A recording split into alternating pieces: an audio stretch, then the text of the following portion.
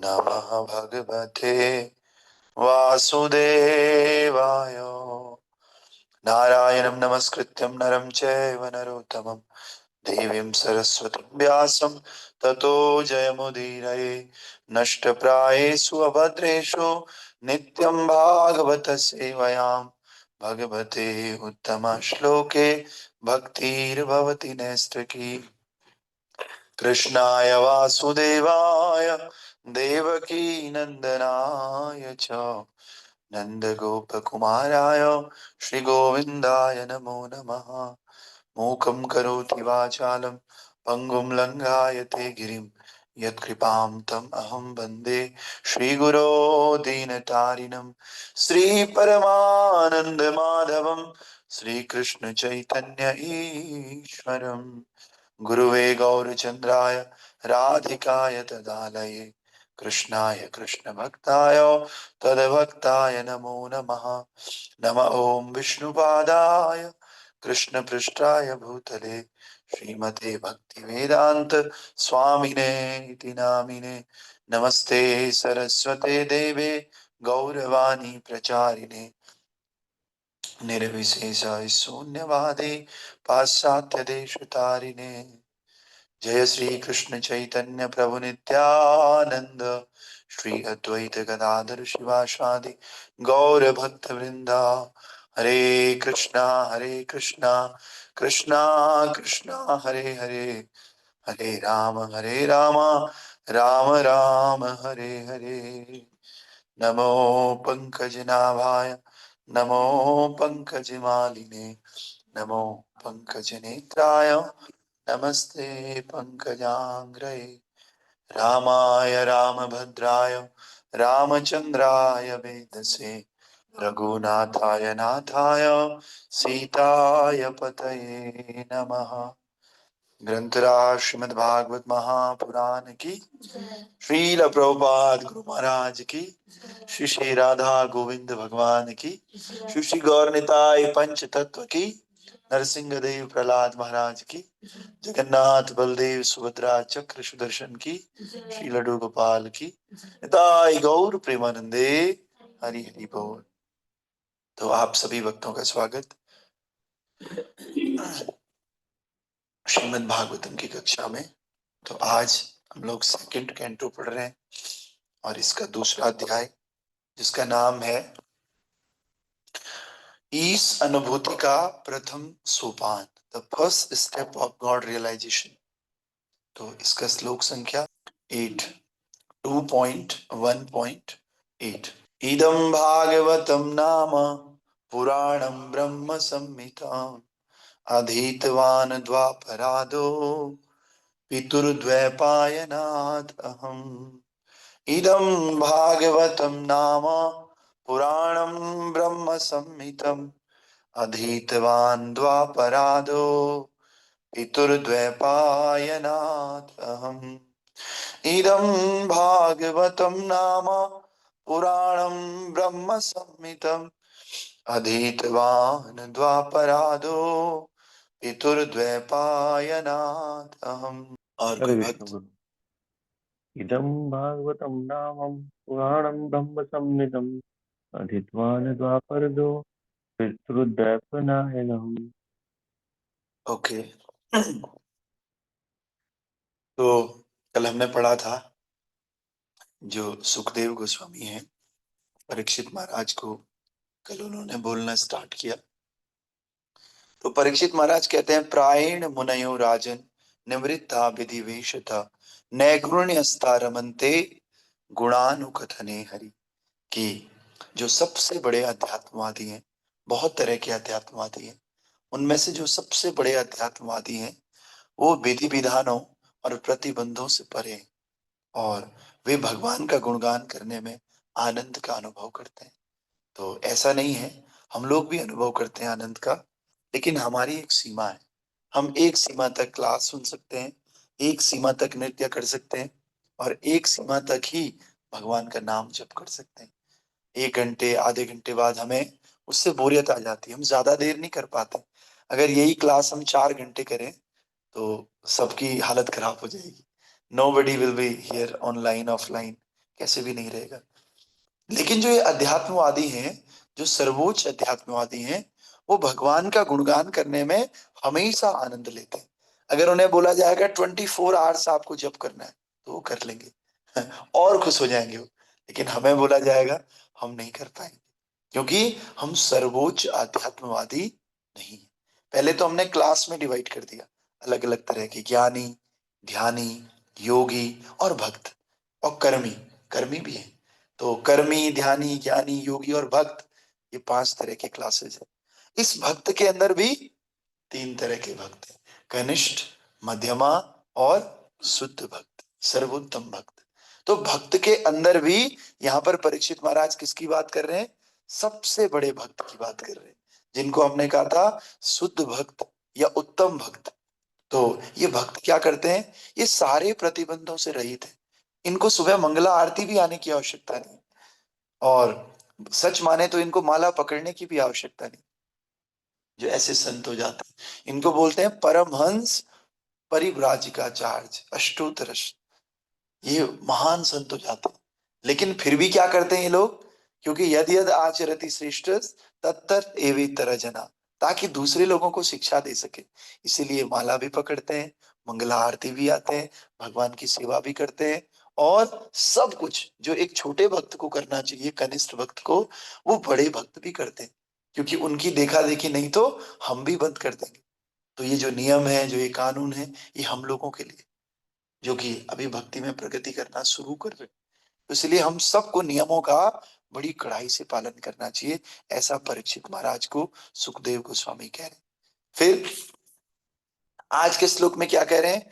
द्वापार युग के अंत में मैंने अपने पिता शिला द्वैपायन व्यास देव से श्रीमद् भागवतम नाम के इस महान वैदिक साहित्य के अनुपूरक ग्रंथ का अध्ययन किया, जो समस्त वेदों के समान है। अब श्रीमद् भागवतम सुनाने जा रहे हैं, उससे पहले अपना आइडेंटिफिकेशन दे रहे हैं, परिचय दे रहे हैं कि मैं जो तुम्हें सुनाऊंगा ना, ऐसा नहीं कि मैं अपनी मनगढ़ंत बातें सुना रहा हूं, मैं वो सुना रहा हूं जो प्रमाणिक है, और मुझे किसी प्रामाणिक व्यक्ति ने बताया। और प्रामाणिक व्यक्ति कौन है? उनके पिताजी। और पिताजी भी कोई छोटे मोटे आदमी नहीं है पिताजी कौन है? स्वयं भगवान के अवतार, जिन्होंने सारे वेदों को, सारे पुराणों को लिखा है, लिपिबद्ध किया है, वो व्यासदेव उनके पिताजी। तो कह रहे हैं मैंने अपने पिताजी शीला द्वैपायन, कृष्ण द्वैपायन व्यास से इस भागवतम का नाम और ज्ञान लिया है, जो समस्त वेदों के ही समान। तो कुछ लोग सोचते हैं कि वेद अलग हैं, पुराण अलग हैं, वेदों को मानते हैं लेकिन पुराणों को नहीं मानते। लेकिन यहाँ पर परीक्षित महाराज क्या कह रहे हैं? जिन्होंने वेद लिखा उन्हीं के बेटे कह रहे हैं कि नहीं भाई, जो समस्त वेदों के समान ही ये भागवतम है। तो आप एक एक यहाँ से ले सकते हो प्रूफ। कोई अगर आपको बोलता है कि भाई वेद जितने ऑथेंटिक हैं उतना ऑथेंटिक पुराण नहीं है, तो आप बोल सकते हो भाई व्यास देव के शिष्य, व्यास देव के पुत्र श्री सुखदेव गोस्वामी, उन्होंने ऑथेंटिक किया है, प्रमाण दिया कि भाई जो भागवतम है वो भी समस्त वेदों के समान है, ऐसे नहीं किसी एक वेद के समान है। तो इसे पांचवा वेद भी बोलते हैं कई लोग। श्रीमद् भागवतम को पांचवा वेद है, ये पंचम वेद, और सारे वेदों का, सारे शास्त्रों का सार है श्रीमद् भागवतम। और श्रीमद् भागवतम का महात्म्य है, पद्म पुराण में दिया गया है। आप उसमें देखोगे तो श्रीमद् भागवतम की बहुत ग्लोरीज जो है व्यासदेव ने पद्म पुराण में ऑलरेडी कर दी। ठीक है। तो तात्पर्य भाई अर्चनीय वंदनीय प्रातः स्मरणीय जगत गुरु श्रील प्रभुपाद जी द्वारा, श्रील प्रभुपाद की जय। तो हम भी जब भी कोई काम करते हैं ना, हमें अपनी मर्जी से नहीं करना है। जब हम अपनी मर्जी से करने लग जाते हैं तो फिर उस वो ऑथेंटिक नहीं रह जाता है। कुछ समय तक चलता है लेकिन कुछ समय बाद वो खत्म हो जाता है। जैसे भगवान श्री रामचंद्र जी की लीलाएं हैं, तो आपने देखा होगा रामलीला में एक है केवट। सब लोग केवट को जानते होंगे। केवट का प्रसंग बड़ा महत्वपूर्ण है, बहुत कॉमन प्रसंग है। और दूसरा सबरी। क्या कोई भी व्यक्ति आप में से या हम में से, आप कहीं भी ढूंढ लो, क्या केवट का असली नाम आपको पता है? मुझे भी नहीं पता। क्या सबरी का असली नाम पता है? नहीं। अरे केवट तो एक जात है केवट उसका पर्सनल नाम नहीं है। केवट तो एक जात है। जैसे मैंने कहा सौर्य प्रभु स्टूडेंट है, तो इनका नाम स्टूडेंट थोड़ी हो गया, इनका कोई पर्सनल नाम है, वो है सौर्य। ऐसे ही केवट का कोई पर्सनल नाम, सबरी का भी कोई निजी नाम है। लेकिन न तो सबरी का नाम कोई जानते हैं और न ही कोई केवट का नाम जानते हैं। क्यों? इससे क्या संदेश मिलता है भक्तों? जब तक हम अपना नाम करना चाहते हैं ना, और जब तक हम अपनी मर्जी से कुछ करना चाहते हैं, तो फिर हमारा नाम मिट्टी मिलीत हो जाता है, फिर हमें भगवान की प्राप्ति नहीं होती है। लेकिन जैसे ही हम अपने नाम को पीछे करते हैं और भगवान के नाम को आगे करते हैं, अपने गुरु के नाम को आगे करते हैं, जैसे कि परीक्षित महाराज यहाँ पर कर रहे हैं। परीक्षित महाराज चाहते तो, छोड़ो क्या बताना है, किसने सुनाया मुझे, मैंने कहाँ से सीखा। तू आम खाने से मतलब है पेड़ गिनने से? तू आम खा, मैंने कहाँ से सीखा, क्या कहाँ से मैंने सुना, तुझे क्या मतलब इस बात से? लेकिन परीक्षित महाराज ने कहा नहीं। इसीलिए हम जब भी कथा शुरू करते हैं तो क्या बोलते हैं? नमो ओम विष्णुपदाय कृष्ण पृष्ठाय भूतले श्रीमते भक्ति वेदांत गोस्वामिने इति नामिने नमस्ते सरस्वती देवे गौरवाणी प्रचारिणे निर्विशेष शून्यवादी पाश्चात्य देश तारिणे। इसका मतलब क्या है? जो ये ज्ञान हम आपको दे रहे हैं, ये कोई हमारा मन गढ़ंत ज्ञान नहीं है, ये श्रीला प्रभुपाद जी द्वारा प्रमाणित है। और प्रभुपाद जी जाने माने संत हैं, तो इसीलिए हम शास्त्र को आगे रखते हैं। आपने देखा होगा कहीं भी कथा होती है इस्कॉन के अंदर, तो भले वो किताब देखे ना देखे, लेकिन बुक जरूर मांगते हैं कि गीता दे दीजिए, एक भागवतम पढ़ा हुआ है तो दे दीजिए घर में। क्योंकि इससे ऑथेंटिसिटी बनती है दो चीजों से, एक तो ग्रंथों से और दूसरा आपके गुरु से। आपके पास पता होना चाहिए आपके गुरु कौन है, और आपको ये पता होना चाहिए कि ये बात मैं किस ग्रंथ से बोल रहा हूँ। जब आप गुरु को आगे करते हो, ग्रंथ को आगे करते हो और अपने को पीछे रखते हो, तो फिर भगवान की प्राप्ति अवश्य रूप से होती है। और कैसे प्राप्ति होती है? आप नहीं जाते हो ठाकुर जी के पास, ठाकुर जी स्वयं आपके पास आते हैं। आप लोग बताइए, सबरी गई थी भगवान के पास या भगवान आए? और रामायण में तो एक जगह सबरी कहती है, मुझे नहीं पता कि आप असुरों को मारने आए, रावण को खत्म करने आए, मैं तो ये जानती हूँ आप मेरे लिए ही आए हो। और वास्तव में भगवान किसके लिए आते हैं? भक्तों को प्रेम देने के लिए आते हैं, अफेक्शन देने के लिए आते हैं भक्तों को। तो सबरी को भगवान ने प्रेम दिया क्योंकि उसने अपना नाम पीछे कर दिया, अपना नाम कभी नहीं आने दिया आगे। ऐसे ही केवट को भगवान का पैर धोने का मौका मिला, चरण धोने का। क्यों? क्योंकि उसने भी अपना नाम आने नहीं दिया, भगवान का नाम आने दिया। तो इसलिए हम सबको एक बात अवश्य रूप से समझनी है कि हम लोग कुछ नहीं, हमारे ऊपर जो भक्त हैं, हमारे जो गुरु हैं, जिनको हमने जीवन में धारण किया हुआ है, प्रभुपाद जी हैं, ये सब सब कुछ है। इनको आगे करके, इनकी बात को आगे करके हमें आगे प्रचार करना है। हम प्रचार भी करते हैं तो अपने मनगढ़ंत प्रचार नहीं करना। मनगढ़ंत वाला व्यक्ति एक दिन गिर जाता है। तो इसीलिए लोग बोलते हैं मन लगा करके पढ़ाई करो। मन लगा करके पढ़ाई हो ही नहीं सकती कभी। मन लगा करके तो हमेशा उल्टे काम होते हैं, क्योंकि मन तो उल्टी जगह लेकर के जाता है। पढ़ाई अगर होती है तो बुद्धि को लगा करके होती है। तो आपको बोलना चाहिए खूब बुद्धि लगा करके पढ़ाई करो, मन लगा करके नहीं बोलना, क्योंकि मन तो इधर उधर ही ले जाएगा ना। किसका मन करता है पढ़ाई? मुझे एक बच्चा बोलता है कि सर, मेरे को पढ़ने का किसका मन करता है? बहुत अच्छा है, डिसेंट बच्चा है। कहता है पढ़ने का मन किसका करता है? वो तो अच्छी नौकरी चाहिए, जेई निकालना है, मेंस निकालना है, तो मुझे पढ़ना पड़ता है। समझ रहे हो? ऐसा एक डिसेंट व्यक्ति बोल रहा है मुझे। समझ रहे हो? तो कहने का मतलब वो मन से तो कभी पढ़ेगा ही नहीं। मन तो कभी बोलेगा ही नहीं तू पढ़ पढ़, मन तो बोलेगा तू मजे कर। तो कहाँ से पढ़ना है? बुद्धि से पढ़ना है। और बुद्धि तभी पढ़ पाएगी जब शुद्ध होगी। और बुद्धि शुद्ध कैसे होती है? शास्त्रों को पढ़ने से, शास्त्रों की बात को समझने से, गुरु की कृपा से। जब गुरु की कृपा होती है ना, तो हमें ऐसी बुद्धि मिल जाती है। जैसे उदाहरण के लिए पति पत्नी है, या माँ बेटा है, माँ बाप है, गुरु शिष्य है, हर जगह, क्योंकि कलयुग है। तो कलयुग में क्या होगा? लड़ाइयां होंगी, विवाद होगा, झगड़े होंगे। लेकिन जो अभक्त वाली फैमिली है, वो झगड़ा बढ़ता चले जाएगा। लेकिन भक्त की फैमिली है, वो गुरु को समर्पित है और शास्त्रों को समर्पित है, तो क्या होगा? भगवान उसके यहाँ बुद्धि देंगे। क्या बुद्धि देंगे? बेटे छोटी सी बात के लिए क्यों झगड़ा कर रहा है, मान जाना। तो व्यक्ति क्या करेगा? ठीक है, थोड़ी देर बाद सॉरी यार, मेरे से गलती हो गई, सॉरी पापा, या सॉरी मम्मी, सॉरी बड़े भाई, या बीवी को बोलेगा सॉरी, माता जी तो नहीं बोलेगा, सॉरी डॉट डॉट जो भी उनका नाम होगा। और ऐसी बीवी भी पति को बोलेगी सॉरी प्रभु जी, सॉरी, गलती हो गई। तो ये किसका प्रभाव है? देखो, हम ये नहीं कह रहे हैं भक्ति करने से आपका सब ठीक हो जाएगा, न कोई झगड़ा होगा, न गलत फहमियां होंगी, न आपके मन में कभी भोग की इच्छा आएगी, सब आएगा। लेकिन ये जो भक्ति का प्रभाव है, ये बहुत थोड़ी देर ही उनको टिकने देगा। थोड़ी देर बाद भगवान आपको बुद्धि दे देंगे, बेटा तू गलत कर रहा है, तुरंत श्लोक याद आ जाएंगे। भुंजते त्वम अघम पापम ये पचन्त्यात्म कारणात्। तुरंत जैसे भोग खाओगे, एक दिन खाओगे पुनः भोग लगा के, दूसरे दिन खाओगे, कहीं ना कहीं क्लास में सुन लोगे कि नहीं भोग लगा के खाना चाहिए, और बिना भोग लगा के खाना क्या है, पाप है। तुरंत समझ में आ जाएगा, और जल्दी चलो भाई ठीक है, अब से भोग लगाऊंगा। तो ऐसे भक्तों के साथ रहते हैं ना, तो प्रेरणा मिलती है। मैं भी ऐसे बहुत भक्तों के साथ रहता हूँ जो बिना भोग लगाए कुछ नहीं खाते, तो उनसे प्रेरणा मिलती है, नहीं भोग लगा के ही खाना है कुछ भी। क्योंकि एक बार प्रभुपाद जी गए, तो प्रभुपाद जी कह रहे हैं वी आर नॉट वेजिटेरियन और we are not non vegetarian, we are Krishnatarian, we are prasadatarian. ऐसा नहीं कि कोई नहीं नहीं नॉन वेज नहीं खाता हूं, मैं तो वेज खाता हूँ। वेज खाने से भगवत प्राप्ति होने वाली नहीं है, क्योंकि वेज वाला भी अपराध कर रहा है और नॉन वेज वाला भी अपराध कर रहा है। बस नॉन वेज वाला तो कर ही रहा है, खैर वेज वाला कैसे कर रहा है, अगर वो भोग नहीं कर रहा है तो भगवान कह रहे हैं ये तो चोर है। भुंजते त्वम अघम पापम, अरे तू भी वही पाप कर रहा है, क्योंकि तू मेरी परमिशन के बिना मेरी संपत्ति को यूज कर रहा है।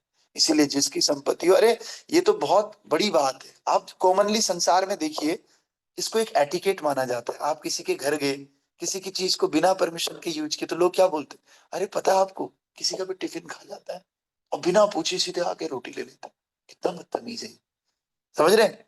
तो ये तो कॉमनली भी समाज में भी लोग ऐसा करते हैं। तो फिर भगवान की सारी संपत्ति है, हमें भगवान की परमिशन के बिना we should not take anything, कुछ भी नहीं लेना चाहिए।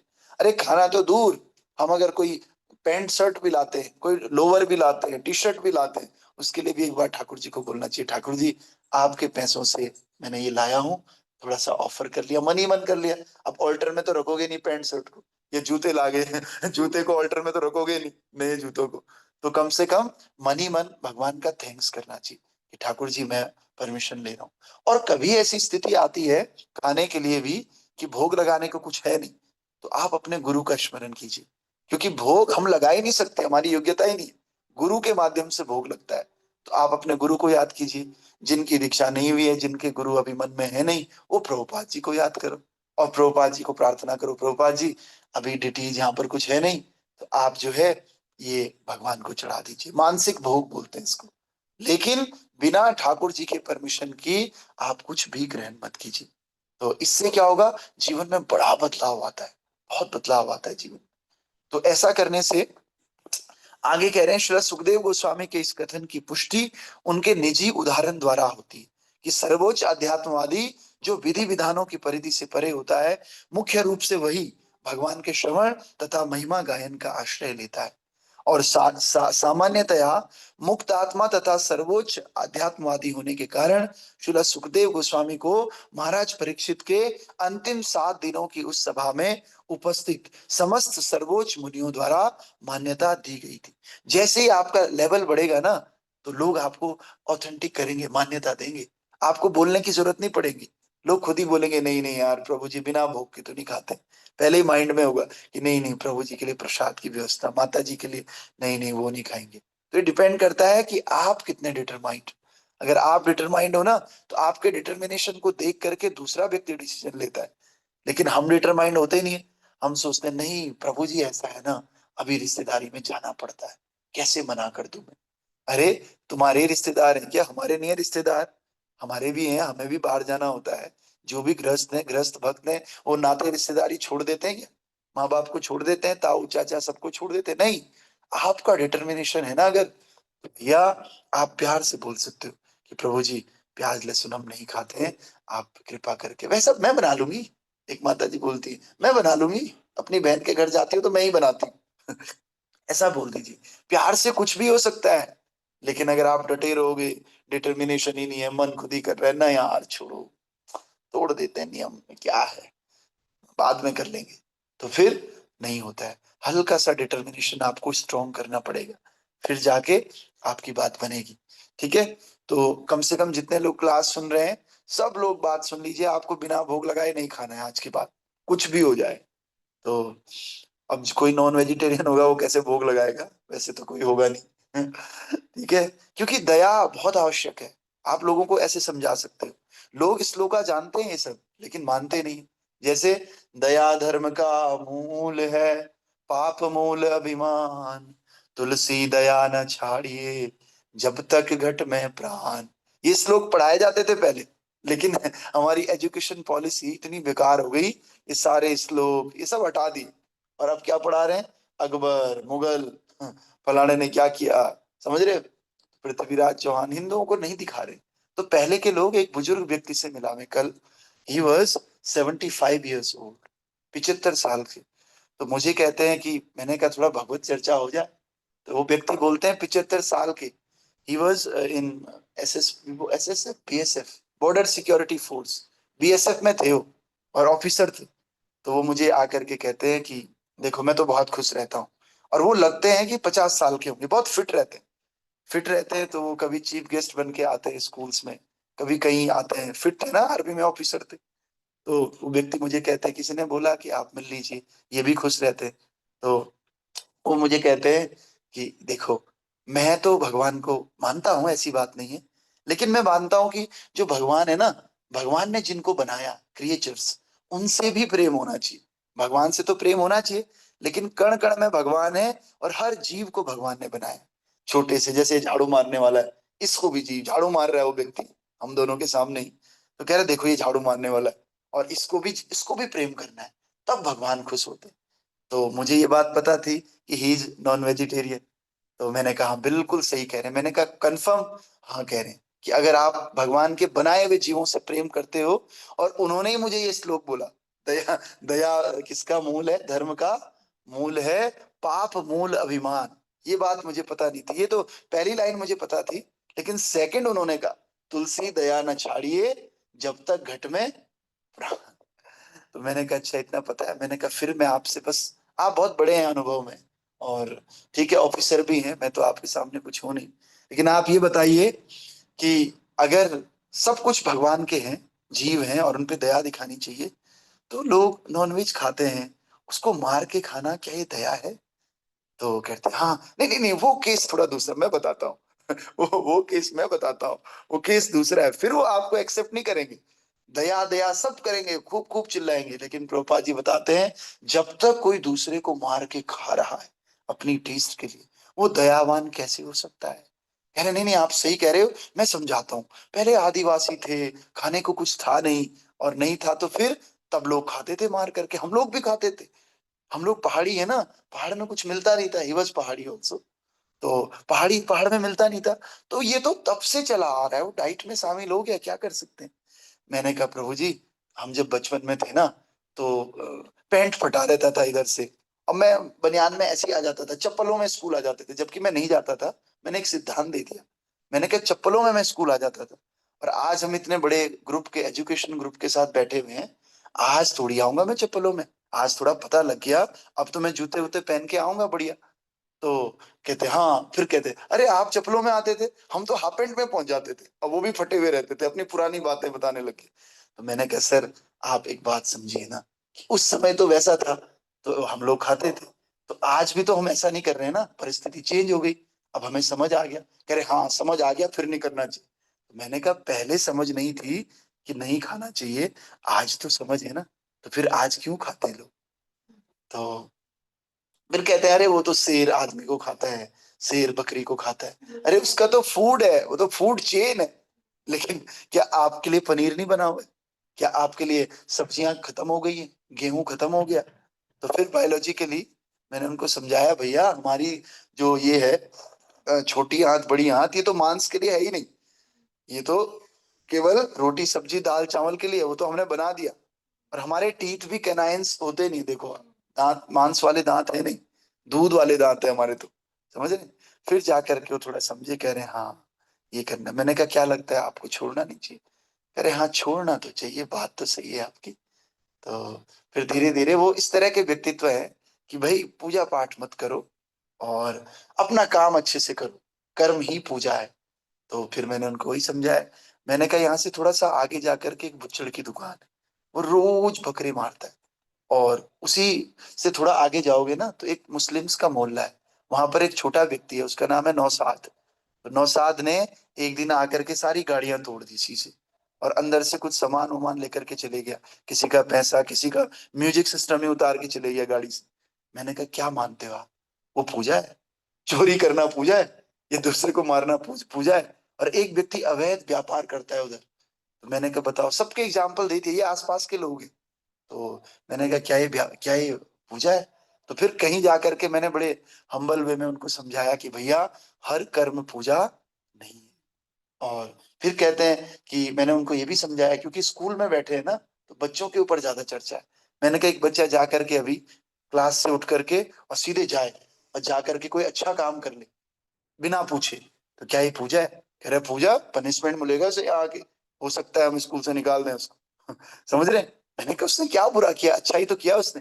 कह रहा नहीं, अच्छा करे बुरा करे परमिशन लेके करेगा ना, ऐसे थोड़ी ये सिस्टम है। आपका सिस्टम है इस भौतिक संसार में, छोटा सा तो ये संसार है, और इसमें आप सिस्टम सिस्टम कर रहे हो। और ठाकुर जी इतने ब्रह्मांडों के मालिक हैं, उनका कोई सिस्टम नहीं है, वहां पे कोई परमिशन की आवश्यकता नहीं। अरे वो तो सबसे बड़े स्वामी है, और उनके लिए कोई परमिशन की आवश्यकता नहीं। तो थोड़ा बहुत उनको समझ आया, तो फिर मैंने कहा आज ज्यादा डोज देना भी ठीक नहीं है, कल मैं इनको थोड़ा बताऊंगा, अगर मिलते हो दोबारा कभी मीटिंग होगी तो फिर मैं उनको बोलूंगा भैया थोड़ा नाम जप भी शुरू कर दो। तो इस तरह से धीरे धीरे हम लोगों को प्रचार करना चाहिए। लेकिन कब करोगे?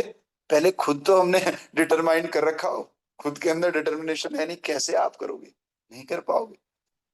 तो इसलिए हम सबको पहले अपना भला करना है, फिर दूसरे का परोपकार करना है। फिर कह रहे हैं कि साधु परोपकार के लिए होते हैं, तो समझ गए, फिर वो बहुत हमारी भाषा में आने लग गए। तो कहीं ना कहीं सब लोगों के अंदर भक्ति और प्रेम है, लेकिन गलत गलत शिक्षाओं के कारण वो इधर उधर भटक रखे। बस प्रेम के द्वारा और अच्छे से अगर आप उनको समझाते हो, तो everybody will become your fan. सब कोई आपका फैन बन जाएगा और बोलेगा कि नहीं नहीं, ये ठीक कह रहे, भले वो फॉलो ना कर पाए, क्योंकि फॉलो करना भी हमारे बस में नहीं है। इतनी सुकृति भी तो होनी चाहिए कि फॉलो कर पाए। कम से कम वो आपको अपोज नहीं करेगा कल। फिर कहने लगे आपकी वाइफ भी इस्कॉन में है? अच्छा अच्छा, हाँ ठीक है, नहीं नहीं बहुत अच्छा है। समझ रहे? तो मैंने उनको बताया कि आप ये मत बोला करिए, क्योंकि वो कहीं कहीं चीफ गेस्ट बन के जाते हैं ना, तो मैंने सुना उनको, वो बोलते हैं कि घंटी बजाना पूजा नहीं, मैं नहीं मानता, कर्म ही पूजा है। मैंने कहा आप ये मत बोलिए, आप बोलिए पूजा करने के अलग भी तरीके हैं, लेकिन घंटी बजाना कोई गलत थोड़ी है, डिटी वर्शिप करना कोई गलत थोड़ी है। पूजा के बहुत तरीके हो सकते हैं, नाम जप, कथा श्रवण करना, घंटी बजाना, और अपना काम भी पूजा हो सकता है अपने, अगर आपने परमिशन लेके किया है, भगवान के लिए किया है तो। आप ऐसा बोलिए। कह रहे हाँ सब है। तो फिर जाकर के ऐसा ही हमें अपने आप को बहुत क्लियर करना है। बहुत क्लियर जब होगा ना कंसेप्ट, तो फिर हमारे डिटर्मिनेशन बढ़ेगा। और उस क्लियरिटी के लिए हमें भगवत गीता और भागवतम, ये दोनों ग्रंथ तो बहुत अनिवार्य है। पढ़ना, ये सुनना, पढ़ने का बहुत टाइम नहीं लगता है तो सुनना है, और सुन करके डिटर्मिनेशन हमारे अंदर आता है। और कई लोग बोलते हैं नाम जप कर लो बस बहुत है, ऐसा नहीं है। वो नाम जप करना, आप भूल, अगर आपने क्लास नहीं सुना ना, और कई दिनों तक आपने ग्रंथ नहीं पढ़े, तो वो नाम जब धीरे धीरे आपका खत्म होता रहेगा। एक दिन ऐसा आएगा कि नहीं, फॉर्मेलिटी के लिए कर रहे हैं, कुछ दिन बाद फॉर्मेलिटी भी खत्म, कुछ दिन बाद आप लोगों की तरह बोलोगे बस अपना काम कर लो, मैं तो नहाते हुए ले लेता हूँ, बस नाम ले लो जैसे तैसे, क्या है। तो ये सब जप अगर अच्छा करना है, तो इसके लिए तीन चार चीजें हैं। एक, भागवतम पठन, दूसरा श्रवण हियरिंग, और तीसरा मंगला आरती। जब आप ठाकुर जी की मंगला आरती करते हो ना, तो वो भी आपके जप में वृद्धि करता है। जब आप भागवतम पढ़ते हो, वो भी वृद्धि करता है। जब भक्तों का संग करते हो, यानी कि सुनते हो भक्तों से, तो वो भी हमारे जप को बड़ा अच्छा बनाता है, क्योंकि सिद्धांत क्लियर होता है। ठीक है, तो इसलिए हमें ऐसे भक्तों का संग करना है जो मंगला आरती पे जोर दे रहे हैं, जो हियरिंग पे जोर दे रहे हैं, जो कह रहे हैं अरे बंद करना। हम एक मंदिर में रहते कई बार नए नए में, तो भक्त बोलता है अरे बंद करना अभी इसको, थोड़ी देर बाद देखेंगे। समझ रहे? तो ऐसे भक्तों का संग बिल्कुल नहीं करना है, जो आपको कह रहे हैं अभी बंद कर दो, थोड़ी देर में देख लेंगे। ठीक है। ये कई बार मंदिर में भी भक्त लोग ऐसे होते हैं, क्लास बाद में जाएंगे, अभी कीर्तन चल रहा होगा, अभी तो लास्ट लास्ट में जाएंगे प्रसाद के समय। तो फिर ऐसा एटीट्यूड बन जाता है, हम पहले जाना चाहिए, पहले ना जा करके हम बाद में प्रसाद खाएंगे, कीर्तन करेंगे, वाह घर आ जाएंगे। हियरिंग का जो टेस्ट है ना, बहुत महत्वपूर्ण है। जिसको ये टेस्ट नहीं आएगा ना, वो न तो प्रभुपाद जी को समझ पाएगा, न इस्कॉन को समझ पाएगा और ना ही भागवतम और भगवत गीता को समझ पाएगा। इसलिए आप एक चीज डेवलप कीजिए, क्या? हियरिंग का टेस्ट, श्रवण का टेस्ट डेवलप कीजिए, जो कि बाहर के लोगों को नहीं होता है। आपको एक समय ऐसे लगेगा जैसे आप श्रवण करोगे, नहीं नहीं मैंने, मेरा कुछ छूट गया, मैंने कुछ सुना नहीं। और सुनने से इतना डिटर्मिनेशन आता है ना, बहुत इच्छा आती।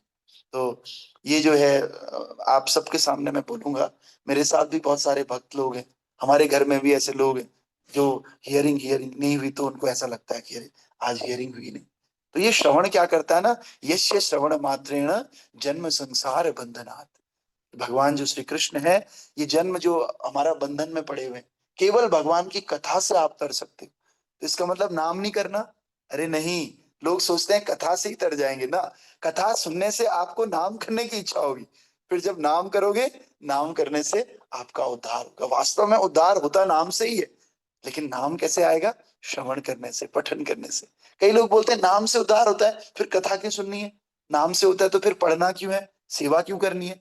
अरे ये सब चीजें तभी होंगी जब श्रवण अच्छा है।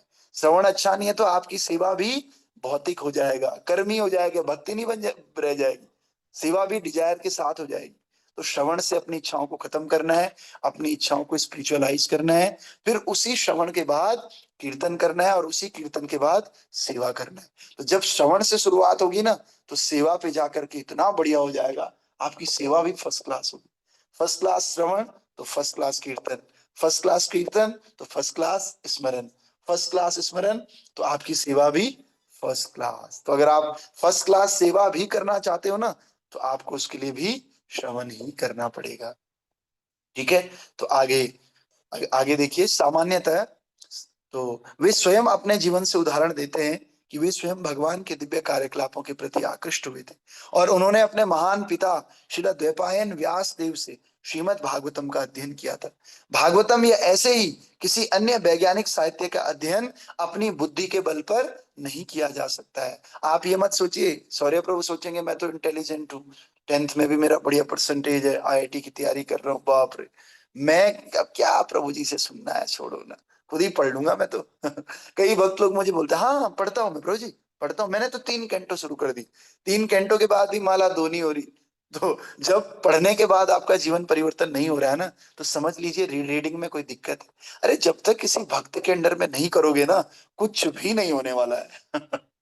बस थोड़ा बहुत फल मिल जाएगा आपको और कुछ नहीं। तो इसीलिए कह रहे हैं कि अपने बुद्धि के बल पर हम इनको नहीं पढ़ सकते, शास्त्रों को। मैथ्स फिजिक्स केमिस्ट्री वो नहीं आता अपनी बुद्धि के बल पे, ये कैसे आ जाएगा? फिर यद्यपि शरीर रचना या शरीर क्रिया संबंधी चिकित्सा ग्रंथ बाजार में उपलब्ध रहते हैं, किंतु इन पुस्तकों को घर में पढ़कर कोई डॉक्टर नहीं बन सकता। अरे एमबीबीएस की किताबें बाजार में आप भी ले लो, कौन मना कर रहा है? लेकिन वो किताबें पढ़ करके आप डॉक्टर बन जाओगे? नहीं, किसी योग्य डॉक्टर के अंडर में जाना पड़ेगा, किसी हॉस्पिटल में जाना पड़ेगा। तो कौन सा हॉस्पिटल है? इस्कॉन एक हॉस्पिटल है। और योग्य डॉक्टर कौन है? शिला प्रभुपाद। शिला प्रभुपाद वहां के सीएमओ है हमारे इस्कॉन के। तो इनके अंडर में योग्य डॉक्टर है और योग्य संस्था है। तो इस योग्य संस्था के अंदर जा करके हम लोगों को सीखना है। इसी प्रकार भागवतम जो भगवत विज्ञान का पोस्ट ग्रेजुएशन है, उसे शिला व्यास देव जैसे शुद्ध पुरुषों के चरणों में बैठकर ही सीखा जा सकता है। यद्यपि शिला सुखदेव गोस्वामी अपने जन्म से ही मुक्त आत्मा थे, किंतु उन्हें भी अपने महान पिता शिला व्यास देव से भागवतम का अध्ययन करना पड़ा, जिन्होंने इसका संकलन एक अन्य महात्मा नारद मुनि के आदेश पर किया था। सोचो, आपको पता है सुखदेव गोस्वामी गर्भ से बाहर ही नहीं निकल रहे थे। क्यों नहीं निकल रहे थे? क्योंकि पहुंचे हुए संत हैं और कह रहे हैं बाहर निकलूंगा तो भगवान आपकी माया मुझे खा जाएगी, इसलिए मैं बाहर ही नहीं आ रहा हूं। तो बड़ी मुश्किल से वो बाहर आए, ऐसे बड़े संत। और उनको बताओ गुरु की आवश्यकता है क्या? नहीं, वो तो सेल्फ रियलाइज्ड है। फिर भी उन्होंने क्या किया? अपने पिताजी से ज्ञान लिया और अपने पिताजी को गुरु बनाया। समझ रहे हैं? तो ऐसे ही हमें ये नहीं सोचना चाहिए हम इंटेलिजेंट, हमें गुरु की आवश्यकता नहीं। बिना गुरु के इस मार्ग में कोई प्रगति नहीं है। गुरु की महिमा बहुत है, मोसो कहीं न जाए, तन मन गुरु को सौंप के चरणन दियो बसाए। भगवान से प्रार्थना कर रहे हैं एक संत कि गुरु की बहुत महिमा है, हम बोल नहीं सकते गुरु की कितनी महिमा है। इसीलिए प्रभुपाद जी ने इस्कॉन में मंगल आरती में गुरुअष्टकम ही चला दिया। बोलो गुरु से शुरुआत होगी तो भगवान सुनेंगे। हमारी इतनी योग्यता थोड़ी है जो भगवान सुन लेंगे। गुरु के माध्यम से हम प्रार्थना करते हैं। इसलिए कोई भी अपनी मनगढ़ंत प्रार्थना नहीं करनी चाहिए। जो कुंती महारानी ने की है, भीष्म देव जी ने की है, नव योगेंद्र ने की है, या हमारे आचार्यों ने की है, भक्ति विनोद ठाकुर ने, यही प्रार्थना से हमें भगवान को संतुष्ट करना चाहिए। किसी शुद्ध भक्त ने जैसी प्रार्थना की है वैसी ही प्रार्थना करनी चाहिए। और हमें सीखना चाहिए, जब भी कोई बड़ा भक्त आता है वो किस तरह से भगवान को प्रणाम कर रहे हैं, वो किस तरह से भगवान को, मतलब कैसा भाव है उनका, वो हमें सीखना चाहिए। अपना भाव नहीं लाना चाहिए। हमारा मन का भाव पता नहीं कब अभाव बन जाए। हमारे भाव में बस अभाव होता है, भक्ति का अभाव होता है, और कुछ नहीं होता है। समझ रहे? तो इसलिए जो कुछ भी भक्ति मार्ग में करना है, किसको फॉलो करना है? सीनियर भक्तों को, गुरु महाराज को, प्रभुपाद जी को, इनको ही फॉलो करके कोई भी काम करना है। तो आगे कह रहे हैं कि भगवान चैतन्य महाप्रभु ने भी एक विद्वान ब्राह्मण को भागवतम का अध्ययन करने के लिए आदेश दिया था। श्रीमद् भागवतम परम पुरुष के दिव्य नाम, रूप, गुणों, लीलाओं, पार्षद तथा विविधताओं पर आधारित है, और भगवान के अवतार श्रील व्यास देव द्वारा इसका प्रवचन हुआ। क्योंकि भगवान की लीलाएं उनके शुद्ध भक्तों के साथ में ही संपन्न होती है। फलतः इस महान ग्रंथ में उन ऐतिहासिक घटनाओं का उल्लेख हुआ जिनका संबंध भगवान श्री कृष्ण से है, और ये ब्रह्म सम्मित कहलाता है क्योंकि ये भगवान श्री कृष्ण की वाणी का प्रतिनिधि है। जिस तरह भगवत गीता भगवान की वाणी का अवतार है क्योंकि इसका प्रवचन स्वयं भगवान के द्वारा ही हुआ, और भागवतम भी श्री भगवान का वाणी का अवतार है क्योंकि इसका प्रवचन भगवान के ही अवतार के द्वारा उनके कार्यकलापों के विषय में हुआ है। कई लोग बोल आपको, आप बाहर जाइए प्रीचिंग करने, आपको दुनिया भर के लोग मिलेंगे। कई लोग बोलते हैं भगवत गीता तो मैं मानता हूं भगवान ने बोली है, लेकिन भागवतम तो नहीं बोली है। ना ना ना, भागवतम में थोड़ा डाउट है, नहीं मानता मैं। आप बुरा मत मानिए, मुझे बोलते हैं आप बुरा मत मानिए, लेकिन मैं भागवतम को नहीं मानता हूँ, पुराणों को थोड़ा मैं कम मानता हूँ। अरे भैया, इतने अवतार हैं भगवान के, और व्यासदेव खुद भगवान के अवतार है। ये भागवतम भी भगवान की वाणी ही है। तो इस तरह से हमें कोट करना चाहिए श्लोकों को, और हमारे पास प्रूफ्स होने चाहिए, तो क्योंकि हम भी और पक्के हो जाते हैं और दूसरे को भी पक्के कर। अरे दूसरा जब हो तब हो, पहले हम तो पक्के हों। और हम पक्के होने के लिए हमें, जैसे मुझे बहुत सारी बातें ऐसी हैं, श्लोक नंबर याद नहीं है या श्लोका भी याद नहीं है, लेकिन कम से कम पता है कि नहीं ये शास्त्र में है, कहीं भागवतम में है या पद्म पुराण में है, बराह पुराण में। तो जब ऐसे कोट का हम सहारा लेते हैं ना, तो हम भी क्लियर होते हैं। हम क्लियर होते हैं तो दूसरे को प्रीच बहुत बहुत अच्छे से कर लेते हैं, दूसरे को भी उदाहरण दे सकते हैं। तो इसलिए भागवतम और भगवत गीता दोनों ही भगवान की वाणी है। इवन मैं तो कहता हूं सारे शास्त्र ही भगवान की वाणी, क्योंकि शिला व्यास देव जी ने लिखे। तो एक्चुअली भगवान की वाणी और भगवान के कार्यकलाप ना कोई नॉर्मल व्यक्ति लिख भी नहीं सकता, कोई नॉर्मल व्यक्ति बोल भी नहीं सकता। जब भगवान ही अवतार लेते हैं ना, वही सबसे बढ़िया लिख सकते हैं। इसलिए भगवान व्यासदेव जी के रूप में आते हैं। जैसे ही चैतन्य महाप्रभु ने भगवान की सबसे अच्छी भक्ति करी, सबसे बढ़िया भक्ति अगर कोई भगवान की कर सकता है तो वो कौन है? वो भगवान स्वयं ही कर सकते हैं। जो हम बद्ध जीव हैं या इस संसार के जीव हैं, हम भगवान की सर्वश्रेष्ठ भक्ति कर ही नहीं सकते। इसलिए अपनी भक्ति का उदाहरण देने के लिए भी भगवान स्वयं आते हैं चैतन्य महाप्रभु के रूप में। तो इसीलिए हमें इन शास्त्रों पे कोई डाउट नहीं करना चाहिए, ये स्वयं भगवान ने ही लिखे हुए हैं। तेने ब्रह्म हृदा या आदि कवये मोह्यन्ति यत् सूरयः। पहले भगवान ने ज्ञान ब्रह्मा जी को दिया था, और वही भगवान ने अब ये ज्ञान शास्त्रों के रूप में दे दिया, व्यासदेव के रूप में आकर के। इसलिए इन पे पूरी श्रद्धा होनी चाहिए, पूरा डिटर्मिनेशन होना चाहिए। और पहले जब हम अपने आप डिटरमाइंड हो जाएंगे, फिर दूसरों को भी इस ज्ञान को प्रेरित करना चाहिए। क्योंकि सबसे बड़ी भक्ति, सबसे बड़ी सेवा यही है कि आप इस ज्ञान को दूसरों को दो, दूसरों को इस ज्ञान से जोड़ो, तो भगवान बहुत खुश होते हैं। हमारी इस्कॉन संस्था क्यों इतना फल फूल रही है? एक ही कारण है, क्योंकि वो भगवान के संदेश का प्रचार कर रही है। और भगवान ने कह दिया कि जो मेरे संदेश का प्रचार करता है मुझे सबसे प्रिय है। तो बताओ प्रिय होगा कि नहीं होगा? इसलिए इस्कॉन, प्रभुपाद जी और भक्त वृंद, ये सब भगवान को बहुत प्रिय है। तो आइए आगे क्या कह रहे हैं कि जैसा कि इस ग्रंथ के आरंभ में कहा गया है कि वैदिक कल्प वृक्ष का सार है और ब्रह्म विषय पर सर्वोच्च शोध ग्रंथ ब्रह्म सूत्र का भाष्य है। श्रील व्यासदेव द्वापार युग के अंत में सत्यवती के पुत्र के रूप में अवतीर्ण हुए। अतएव इस प्रसंग में द्वापार आदु का अर्थ होगा कलयुग के प्रारंभ से ठीक पहले। श्रील जीव गोस्वामी के अनुसार इस कथन का तर्क वृक्ष के ऊपरी भाग को उसका शुभारंभ कहने की बात है।